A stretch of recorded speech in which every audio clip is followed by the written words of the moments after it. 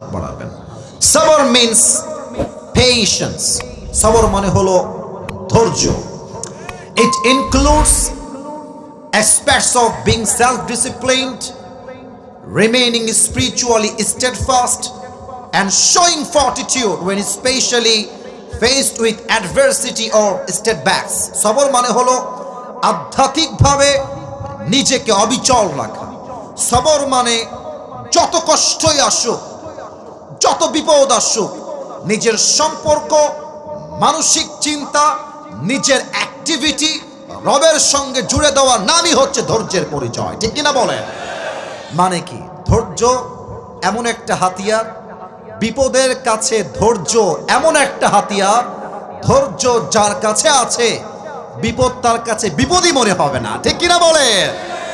আচ্ছা, আপনারা একটা সূরা কোরআনে আছে, একটা সূরা, যেই সূরাটা কোরআনের সবচেয়ে বেশি মোটিভেশনাল সূরা। যে যুবকরা সুইসাইড করতে মনে চায়, আমার যে কলিজার টুকরা মা বোনদের সুইসাইড করতে মনে চায় যে আর বাঁচবো না, কষ্টে জীবনটা বেকার হয়ে যাচ্ছে, সময় পেলে একবার সূরা দোহার তাফসীরটা পড়বেন। আমার থেকেও শুনতে পারেন, আজহারী সাহেবের থেকেও শুনতে পারেন, অথবা নিজেও পড়তে পারেন। বিশ্বাস রাখেন, সূরা দোহার তাফসীর কেউ যদি ভালো করে স্টাডি করে, সুইসাইড করা তো বহু দূরের কথা, তার জীবনটা আরো সুন্দর করে বাঁচতে মনে চাইবে। ঠিক কিনা বলে? সবরটাও হচ্ছে এক্স্যাক্টলি লাইক দ্যাট। সবর শিখে গেলে আপনাকে কেউ ধরে রাখার কোনো শক্তি পাবে না। মনে রাখবেন, জীবনে যখন বড় কিছু হবেন তো কিছু কুকুর থাকবে পেছনে ঘেউ ঘেউ করার জন্য। আপনি তাকায় দেখেন, মিজানুর রহমান আজহারী হুজুর, তাকে নিয়ে কত মারামারি, কত ট্রল, কত গালিগালাজ অনেকেই করছেন, কারো নাম বলতে চাচ্ছি না, তবে খাওয়া নাই, কোনো খাওয়া নাই। অত ইজ্জু মান তাশা অত দিল্লু মান তাশা।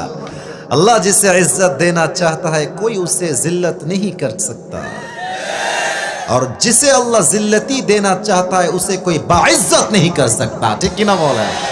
সম্মানের মালিক তো আল্লাহ তাআলা। তো তুমি যখন সামনের দিকে এগিয়ে যাবা, জীবনে বড় কিছু করবা, এলাকার চাচারা বলবে, কি রে তুই তো ভালোই এগিয়ে গেছিস রে, আমাকে চিনতে পেরেছিস? আমি তোর চাচা, আমি তোর মামা, আমি তোর খালু, আমি তোর খালা। দ্য ম্যাটার ইজ, পকেটে টাকা ভারী থাকলে আই লাভ ইউ বলার লোকের অভাব হয় না, আর পকেট খালি থাকলে ঘরের আপন বউটাও পর হয়ে যায়। যত কষ্টই হোক, পকেট ভারী হোক খালি হোক, সবর হবে এক সত্তার উপরে। আওয়াজ দিয়ে বলেন সবাই, তিনি কে? আমি কিছু এক্সাম্পল দিব কোরআন থেকে। প্রথম এক্সাম্পল দিব দুইটা কোরআন থেকে আয়াত ভিত্তিক, তবে কিছু প্রশ্ন করছি। I hope I will get the right answer from all the people. I will get that inshallah. আমি আশা রাখব উত্তর সঠিক দিবেন আমার পীরগঞ্জের লাল দিঘির ভাইয়েরা।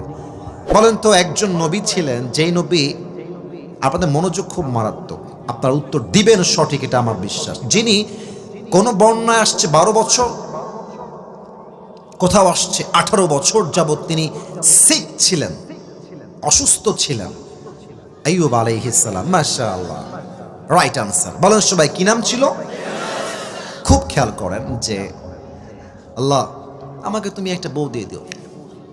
এই দোয়া দিয়ে কাজ হবে না, দোয়াটা দোয়ার মতো হতে হবে। আল্লাহ তুমি আমার একটা BMW দিও, কাজ হবে না, ভালো করে দোয়া করতে হবে। দেখেন আপনাদের পীরগঞ্জে, আমি এই এখনই রিসেন্ট বলছি, এই যে এখনই 10 মিনিট আগের কথা, মানে 3টা বাজার আগের কথা, 10 মিনিট না, আমি হোটেলে খেতে বসেছি আপনাদের রংপুরের এই লাল দিঘির থেকে সামনে একটা হোটেলে, গাড়িতেই ছিলাম। তো আমি দেখলাম যে একটা বৃদ্ধা মহিলা আমার গাড়ির কাছে চলে আসছে।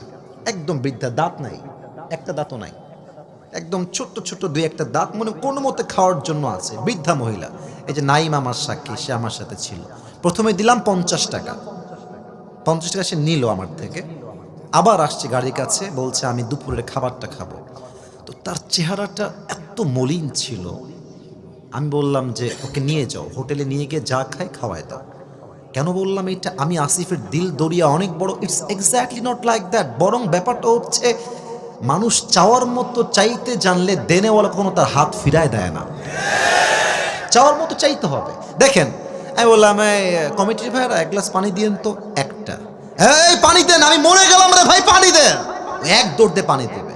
আল্লাহ বলছে বান্দা চাওয়ার সময় যদি চাওয়ার মতো চাইতে পারিস, আমি আল্লাহ খালি হাত ফিরাই দিব না। সুবহানাল্লাহ পড়ে সবাই। 18 বছর যাবত অসুস্থ, কোনো কমপ্লেইন নাই, অভিযোগ নাই। একদিন আল্লাহকে বলছে, আল্লাহ আন্নী মাসসানিয়াল দুররু ওয়া আনতা আরহামুর রাহিমিন। কি সুন্দর দোয়া! খালি তো আয়াত শুনেছেন, আয়াত নিয়ে কখনো ভাবেন না যে তর্জমা কত সুন্দর। আল্লাহ, আমি হলাম ক্ষতিগ্রস্তের শামিল, আর তুমি হলা রহমান, তুমি হলা দয়াময়। কথা সিস্টেম দেখেছেন? আল্লাহ, আমি হলাম ক্ষতিগ্রস্তের শামিল আর তুমি হলা দয়াময়। মানে দয়াময় রবের সঙ্গে তো এটা সহ্য হবে না যে তার বান্দা কষ্টে থাকবে। আল্লাহ, তুমি দয়াময়।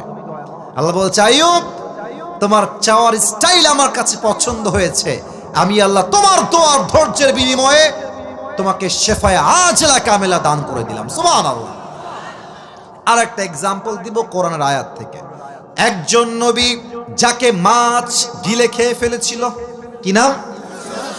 ইউনুস আলাইহিস সালাম। ইউনুস আলাইহিস সালাম মাছের পেটের ভেতরে ঢুকে আটকে গেছেন। সমুদ্রের ভেতরে কেউ নাই, অথই অথই পানি চতুর্পাশে। মাছের পেটের ভেতরে ইউনুস আলাইহিস সালাম কি বলছে খেয়াল করেন।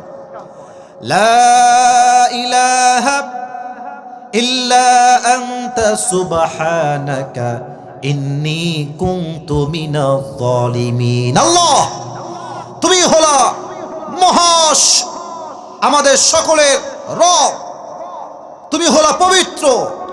আল্লাহ, তুমি যদি আজকে আমার এই বিপদ থেকে উদ্ধার না করো, আমি তো অনেক বড় ক্ষতিগ্রস্তের শামিল হয়ে যাব, আমি তো বিপদগ্রস্ত হয়ে যাব।